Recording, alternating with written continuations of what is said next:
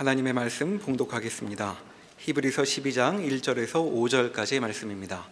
신약성경 366면에 있습니다. 히브리서 12장 1절에서 5절까지의 말씀입니다. 이러므로 우리에게 구름같이 둘러싼 허다한 증인들이 있으니 모든 무거운 것과 얽매이기 쉬운 죄를 벗어버리고 인내로써 우리 앞에 당한 경주를 하며 믿음의 주요 또 온전하게 하시는 이인 예수를 바라보자.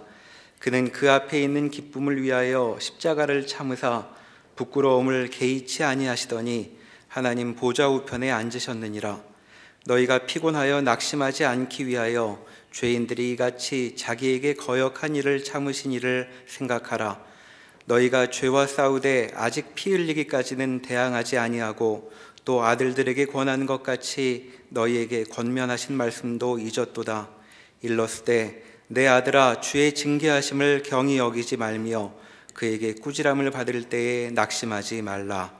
아멘. 오늘 본문 1절에 있는 바와 같이 이러므로 우리에게 구름같이 둘러싼 허다한 증인들이 있으니 모든 무거운 것과 얽매이기 쉬운 죄를 벗어버리고 인내로써 우리 앞에 당한 경주를 경주하자, 이렇게 됩니다. 앞에 있었던 11장에 나왔던 믿음의 사람들을 가르치는 것입니다. 이렇게 그냥 읽으면 저 위인들 같이 우리도 믿음을 지키고 훌륭한 신앙인이 되자, 당연히 그렇게 읽고 또 마땅합니다.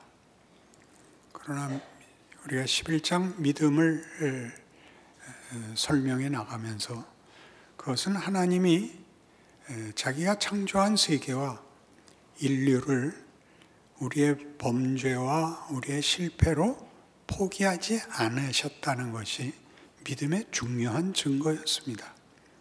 하나님은 실패한 인류를 그 창조의 목적으로 회복시키고 승리하시겠다라고 작정하신 것이 성경이 말하는 인류 역사였습니다. 아벨에서나 에녹에게서나 또 노아에게서나 아직 믿음이 무엇인지 모르는 역사 때에도 하나님은 세상에 그의 은혜와 구원의 손길을 펼쳤고 아브라함으로부터는 본격적으로 믿음이 공식화됩니다. 보이게 아브라함은 믿음의 조상이 되지요. 근데 그것은 우리가 봤다시피 우리가 생각하는 것 같은 쉬운 어떤 방법론이 아니었습니다.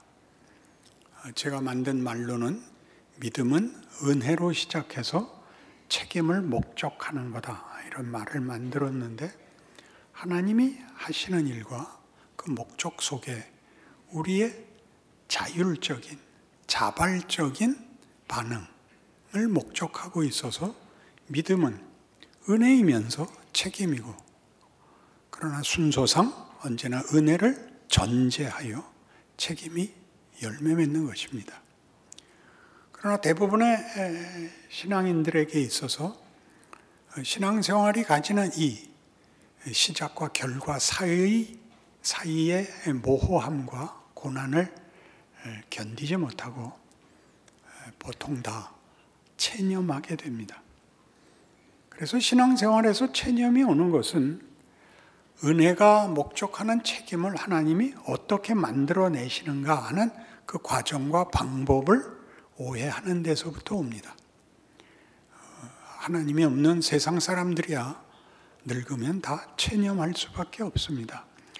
체념을 잘해야 그냥 허허로워지는 것이고, 좀 더 적극적인 마음을 가지면 분노할 수밖에 없는 것이 인생입니다. 그러나 신자들에게는 그럴 수 없습니다. 허허롭게 슬쩍 외면할 수도 없고 분노할 이유도 없습니다. 우리는 정말 명예로워지고 영광의 자리로 가게 됩니다. 그 사실이 오늘 말하는 우리에게 구름같이 둘러싼 허다한 증인들에 대한 이해가 있어야 됩니다. 히브리서 수신자들인 이 교회에서 지금 당하고 있는 현실적인 어려움과 그리고 교회사 내내 어느 시대, 어느 장소에 있건 모든 교인들이 당하는 어려움은 예수를 믿고 난 다음에 본격화됩니다. 예수를 믿기 전이라면 세상사에 자기를 맡기고 조화롭게 살면 되지만 예수를 믿고 나온 다음에는 그럴 수 없습니다. 신앙이라는 것이 나를 모든 생각과 판단과 책임에서 붙잡고 있지요. 그래서 그럴 수 없는데 신앙만으로 살 수 없는 것도 현실인 것이 또한 진실이라서 신앙생활을 한다는 것은 매우 마음이 흔들리고 혼란스럽고 그리고 자책과 또 타협이 겹쳐지고 반복되는 인생인 것입니다. 거기를 하나님이 창조와 인류를 놓아두거나 외면하지 않으셨다. 그래서 우리는 그 간섭과 적극적인 하나님의 목적을 이루기 위한 예수와 십자가를 갖고 있습니다. 그런데 그래봤자 예수 모르는 사람들이나 또 적극적으로 사는 사람들이나 또 예수를 믿고 약속을 갖고 있는 사람들이나 인생이 고달프기는 마찬가지라는 데에서 우리는 무슨 답을 가지는 거냐, 어떻게 신앙을 유지해야 되느냐라는 이해를 히브리서는 제공하고 있는 것입니다. 너희 앞에 있는 이 구름 같은 허다한 증인들은 뭘 증언하고 있을까요? 하나님의 개입을 증언합니다. 하나님의 개입은 그러나 하나님이 개입하셔서 우리를 납득시키는 방법으로는 여기에 나열되어 있지 않습니다. 다시 한번 생각해 보실래요?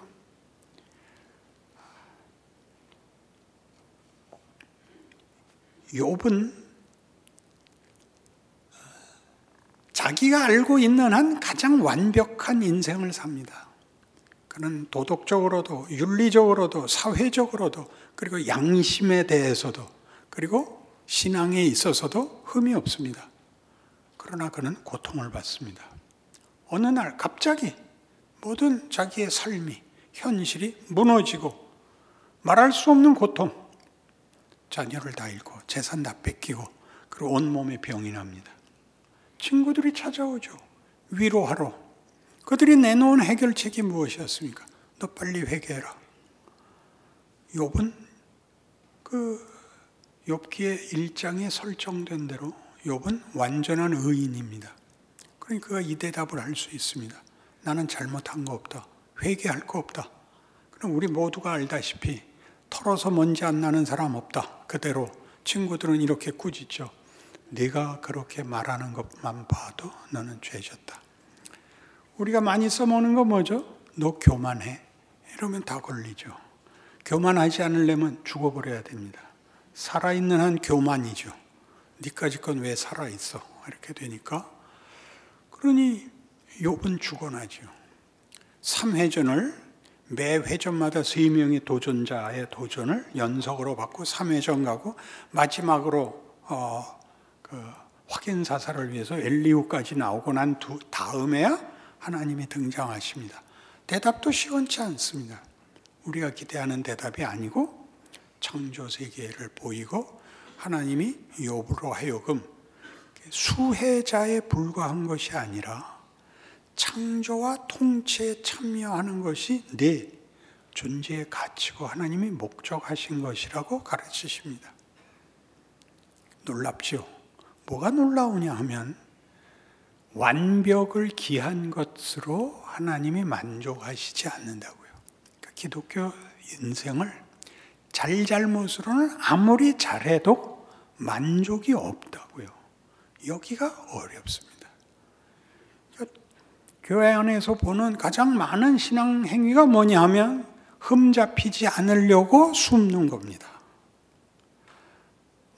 보다 적극적인 신앙생활을 해야 되는데 그렇게 하지 못하는 이유는 그 자책이나 지적을 받기 싫고 나서서 모난 모난 돌 정맞기 싫은 것입니다.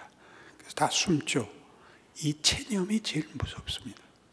그 적극적으로 고난과 인생이라는 시기를, 정황을, 경우를 이해하지 못하면 우리는 숨을 수밖에 없고, 그리고 그저 욕 안 먹고 인생을 마치기를 바랍니다.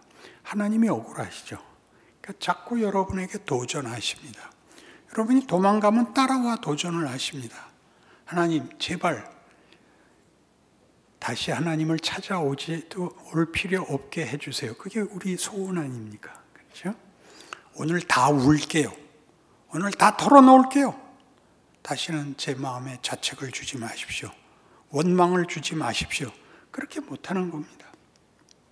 그래서 욥은 어디로 가죠? 우리가 아는 윤리, 우리가 아는 안심을 넘어서 창조 저 위에 창조 세계를 통치하는, 창조를 다스리는 하나님의 동역자로 부름을 받습니다. 우리 인생이 그렇습니다. 요셉은 어떻게 됩니까? 요셉은 기가 막히지 않습니까? 형들이 자기를 미워해서 죽이려다가 죽이느니 팔아먹자. 그래서 종으로 와서 열심히 성실히 종노릇 했다가 모함을 받아서 옥에 갇히죠. 험한 옥입니다. 그 발은 착고를 차고 그 몸은 쇠사슬에 매입니다. 본인은 넋이 빠집니다. 그리고 총리가 됩니다. 요셉은 자기 인생을 이해하지 못합니다. 형들이 와서 식량 구하러 와서 절할 때야 압니다. 자기가 어려서 꿨던 꿈이 무엇인지.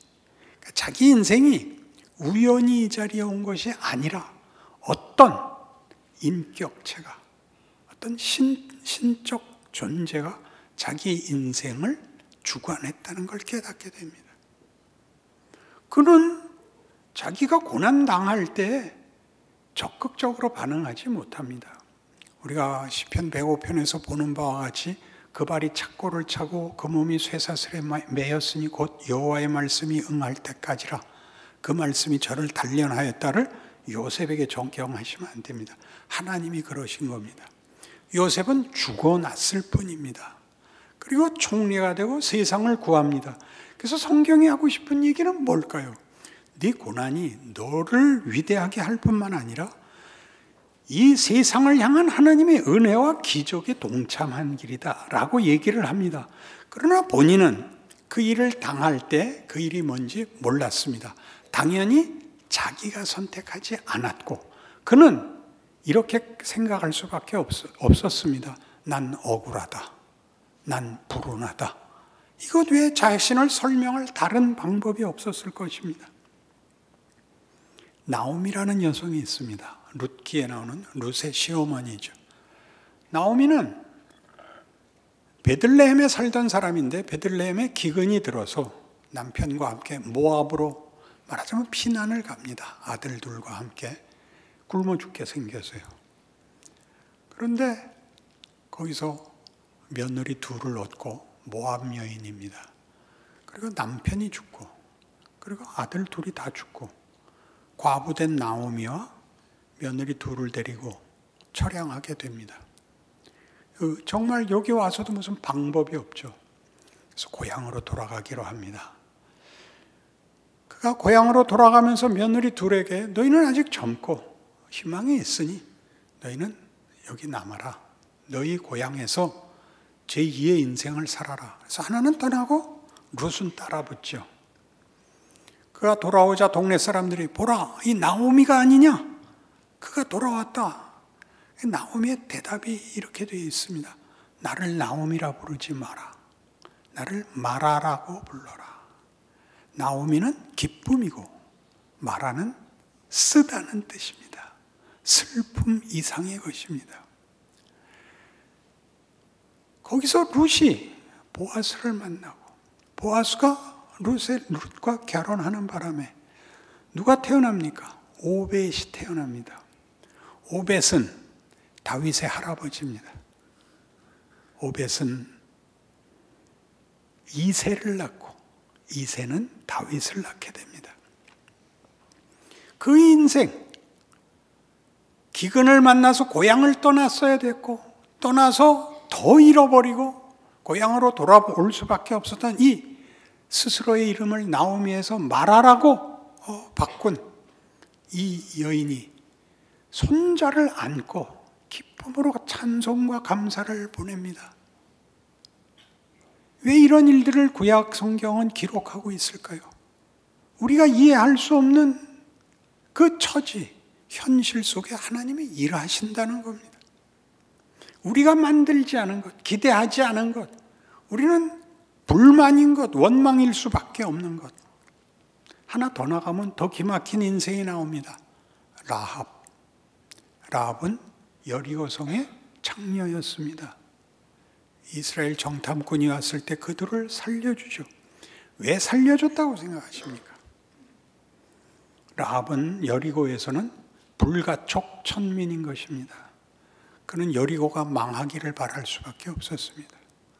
자기 인생이 그 사회에서는 회복될 수 없었던 존재입니다.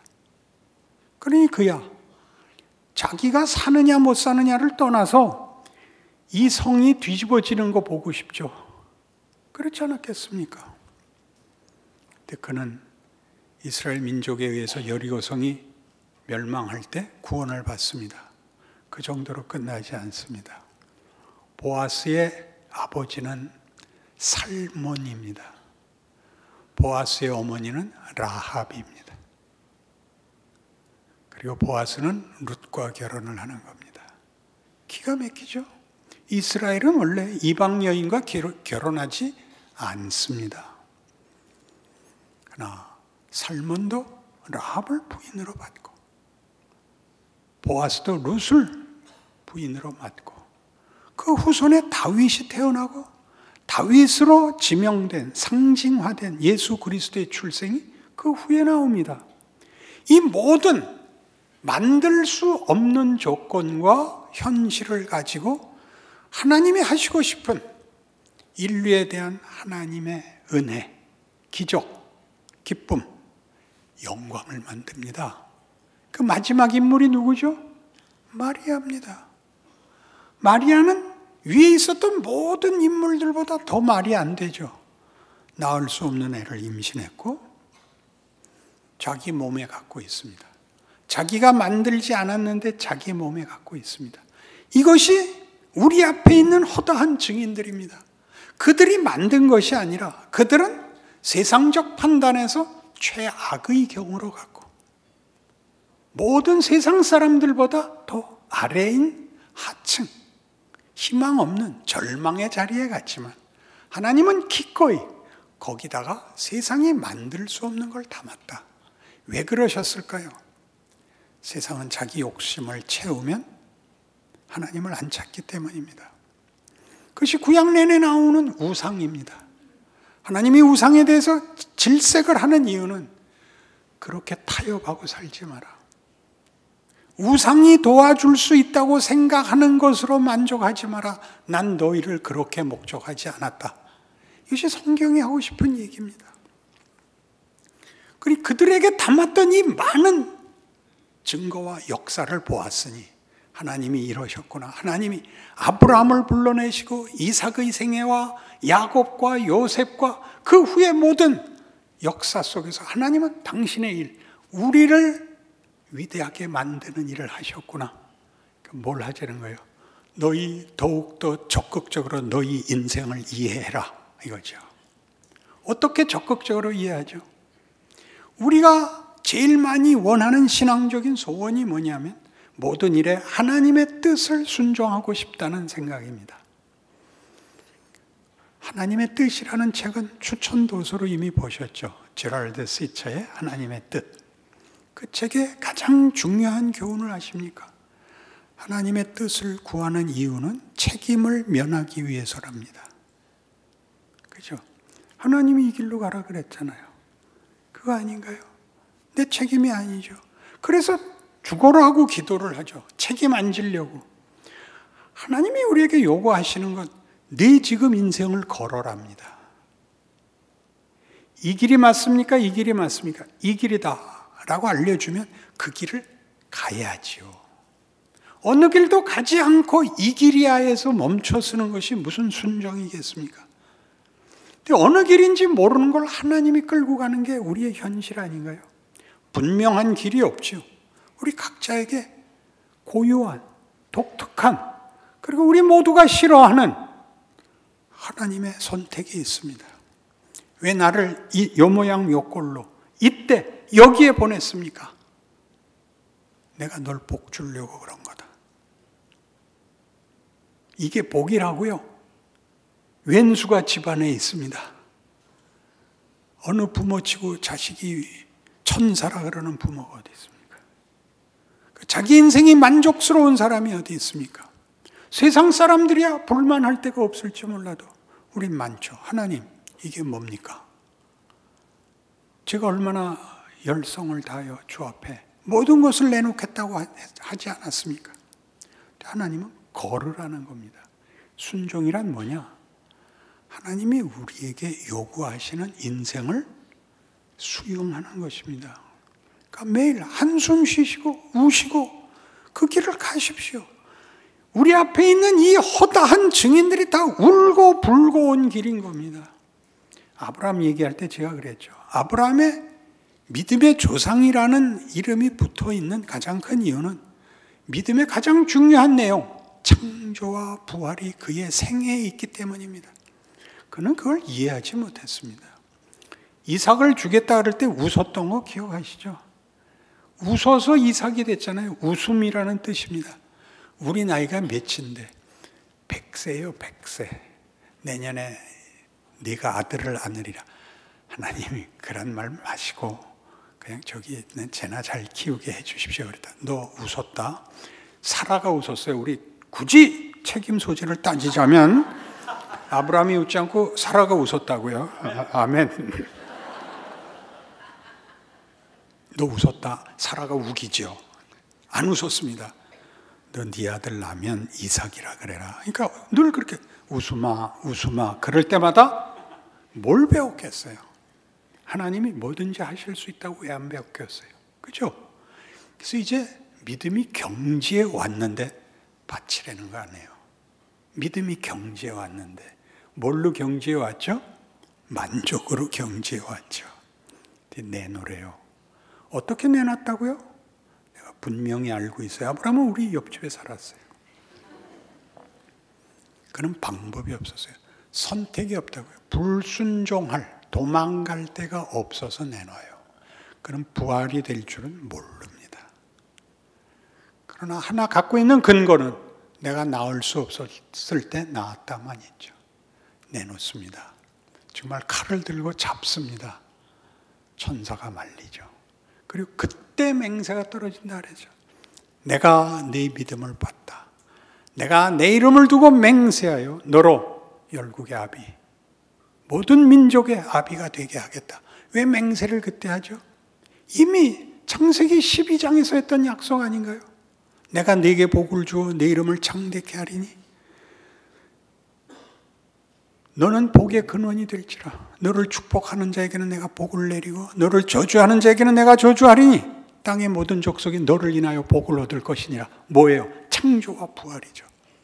없는 데서 있게 할 수 있고 망한 것을 승리로 바꿀 수 있다. 이게 믿음입니다. 하나님이 우리에게 가진 뜻입니다. 우리에게 적용하시는 당신의 권능입니다. 그런데 왜 이렇게 긴 시간을 두죠? 이거 배우려는 겁니다.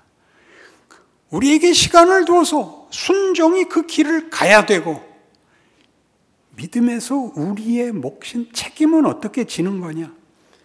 거기에다 담는 하나님의 본문을 우리 보고 증거하랍니다. 반응하랍니다. 반응. 어떻게 해요? 죽을 것 같고 끝난 것 같은 데서 우리가 할 수 있는 반응을 가지래요. 성경에는 중요한 이 반응에 대한 지침이 나옵니다. 하나는 로마서 12장 이하에 있는 너희 몸을 산제사로 드리라 입니다. 거기서 산제사는 삶으로 드리는 제사입니다. 그러니까 우리의 인생이 하나님이 본문을 담는 하나의 컨텍스트로 삼으신다는 겁니다. 딸만 8 낳고 마지막에 아들 하나 더 낳으려다가 9이 됐다. 이런 컨텍스트를 가지겠답니다. 그래서 우리 이런 이름 많았습니다. 딸 낳으면 후남이라는 이름을 붙였다고요. 다음번엔 아들이다. 그래서 그 다음에 그 다음에 다시 딸을 낳으면 첫째의 배신감을 가진답니다. 남자 들어가는 여자 이름은 다 아들을 낳기 위해서 가졌고 그 원한을 사게 된 이름들이었죠. 그런 거 다 당해보시지 않았나요? 그 인생은 아무것도 남은 것이 없는 인생일 텐데 비난 속에 그렇지 않습니다. 남자 들어간 여자치고 성공하지 않은 여자가 없습니다. 왜요? 실력 이상의 실력을 가지지 않으면 살아남을 수도 없었던 겁니다. 우리가 우리 인생에서 타협하고 포기하려는 것을 뭐가 막는다고요? 하나님이 막습니다. 어떻게 막는다고요? 끊임없이 도전하셔서 이거면 일이 끝났다고 생각하는 데서 끝나지 않아서 우리 보고 이렇게 살래죠. 네 믿음만큼 해라. 각자의 믿음의 분량대로 해라. 내가 너희 못할 거 시키는 거 아니다. 완벽하거나 해결하려고 그러지 않는다.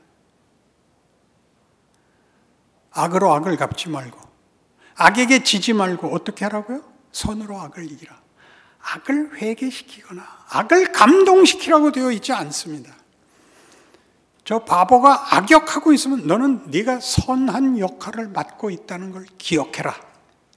그래서 고린도전서 13장에서 나오는 사랑장의 요구같이 사랑은 어떻게 하는 거라고요? 첫 번째가 뭐였어요? 사랑은 오래 참고입니다. 오래 참고를 제가 의역됐다고 직역한 거 가르쳐 드렸죠.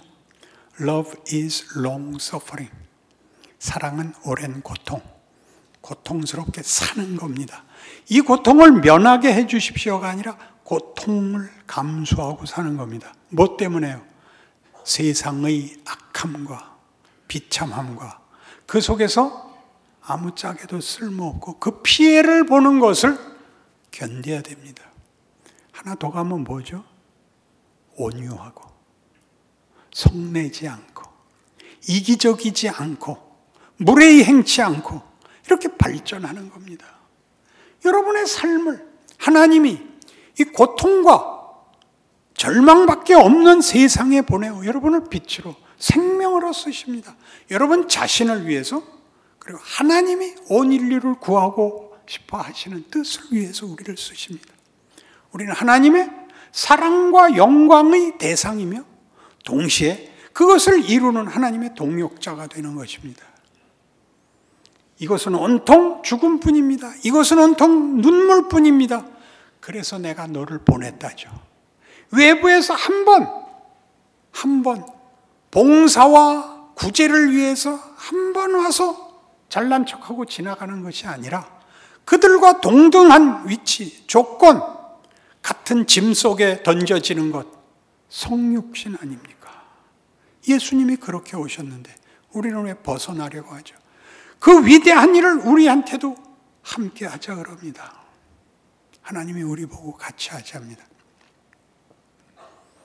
나의 하나님 어찌하여 나를 버리시나이까? 자리까지 오는 것이죠. 나는 형통해. 나는 아무 근심이 없어. 이거는 우리가 잘못 알았던 신앙의 현실입니다. 우리는 어느 경우도 쉽지 않습니다. 예수님이 승천하시면서야 아버지께서 내게 모든 하늘과 땅의 권세를 주었으니 라는 그 자리에 가서야 너희는 땅끝까지 가라가 일어나고 땅끝까지 가는 동안 우리가 크고 주께서 히브리서 5장 8절에서 봤던 것 같이 그가 아들이시라도 받으신 고난으로 순종함을 배워서 온전하게 되셨은즉 이라는 영광에 가게 되는 것입니다. 이 귀한 거죠. 이 과정을 통과하지 않는 자는 없습니다. 이제 12장에 그게 나옵니다. 어찌 징계하지 않는 아들이 있으리요? 훈련시키지 않는 아들이 있으리요? 훈련을 네가 못 받고 있다면 너는 친자식이 아닌 탓이다. 하나님이 우리 안에 뭘 이루려는지 모르니까 우린 끝없는 원망 속에서 스스로의 체념을 정당화합니다. 로안 윌리엄스는 그의 책에서 이 얘기를 이렇게 잘 정리했습니다. 정말로 끔찍한 일은 우리가 실패에 안주하기로 마음먹고 끝끝내 냉소와 절망에 무릎 꿇는 것이다. 기가 막히죠? 우리 한마디로 체념입니다. 체념을 하면 자기만 체념을 하는 것이 아니라 누가 힘있게 신앙생활하는 꼴을 못 봅니다. 이제는 뭐라 그런다고요? 너무 나서지 마 그래요. 자기만 안 하는 게 아니라 모두를 못하게 해요. 내가 죽여버릴 겁니다. 여러분의 인생을, 신앙 인생을 이렇게 사는 것은 하나님의 뜻도 아니며 우리가 힘이 없어서도 아닙니다. 우리가 몰라서 그랬습니다. 웃으십시오. 자기 몫을 하십시오. 여러분의 시간과 장소와 경우를 헛되이 보내지 마십시오.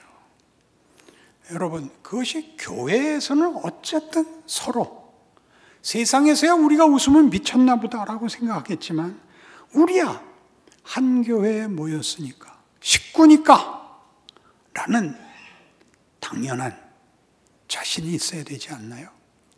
오늘날 교회가 힘을 잃은 가장 큰 이유는 뭐냐? 모두가 식구이고 가족이라는 것을 외면하고 있는 탓이죠. 그것은 다른 이유로 갖다 붙일 수 없습니다. 성경이 가르친 것을 아시는 수밖에 없습니다. 여러분이 아직 그렇게 발을 내미기 힘들다면 보다 성숙한 신자들이 먼저 그리하셔야 옳습니다. 그리하여 자신의 인생이 자기라는 존재가 얼마나 귀한지, 내가 한번 웃는 게 얼마나 큰 일인지, 내가 오늘 출석한 것이 얼마나 굉장한 일인지, 이런 확인으로, 이런 격려로, 그런 실력으로 늘어나는 것입니다. 그저 와서 이렇게 앉았다가 인상 쓰고 있다가 그리고 돌아가 버리는 것으로는 실력이 생길 수가 없습니다. 여러분의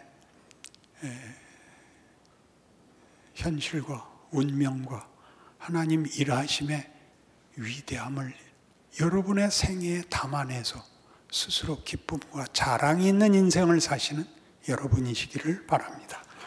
기도하십시다. 하나님 아버지, 우리가 웃지 못하는 것이 믿음이 없기 때문이며 우리가 나서지 못하는 것이 하나님을 잊은 탓입니다. 우리는 그저 편하고 요감 먹고가 다인데 하나님은 그렇게 말씀하시지 않습니다. 너희 앞에 있는 이 허다한 증인들을 봐라. 내가 그들에게 무엇을 담았나 봐라. 이제 너희는 그 뒤를 잇는 이 모든 것을 완결할 이 드라마의 해피엔딩을 만들어야 하는 주인공들이니 너희 보고 배운 것들로 인하여 너희는 더 놀랍고 귀하고 그리고 자랑스럽게 너희 인생을 살아 하나님의 일하심을 완결해 다오 라는 요구 앞에서는 인생이 되게 하여 주옵소서. 예수님 이름으로 기도합니다. 아멘.